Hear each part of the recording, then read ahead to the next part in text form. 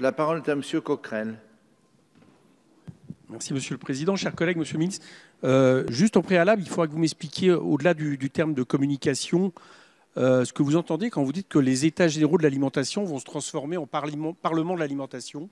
Pour moi, le Parlement, c'est là où on vote les lois et j'ai un peu du mal à comprendre ce que vous voulez dire par là. Mais vous allez peut-être vous expliquer. Bon, plus globalement, j'ai du mal à comprendre comment vous pouvez refuser les amendements qui vous sont proposés sur l'étiquetage environnemental. Je dirais que dans le style de petits pas qui ne vous coûte pas grand-chose, celui-ci en est un. Et je dirais même que c'est le minimum.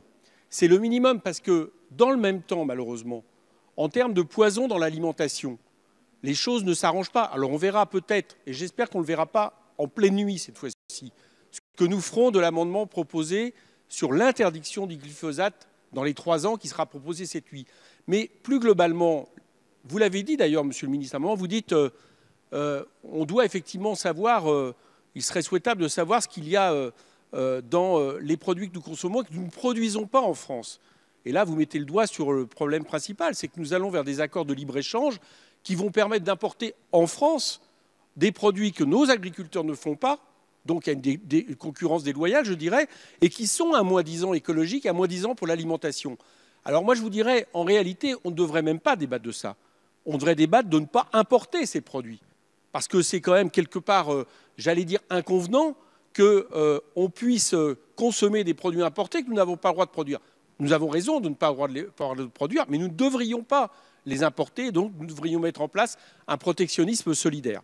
Je sais que ce n'est pas l'optique de la majorité, j'espère que quand nous changerons de majorité et que nous serons au pouvoir, on pourra l'installer, mais je pointe là cette contradiction. Donc en attendant, au moins qu'on permette effectivement aux consommateurs de choisir et, j'allais dire, d'avoir une comparaison, c'est vrai, ce qu'ont dit mes collègues, qui permettront très souvent d'avantager plutôt les agriculteurs français, du moins ceux qui, justement, tendent vers cet effort, et y compris d'ailleurs ceux qui nous disent on ne peut pas arrêter le glyphosate parce que ça nous coûtera trop cher.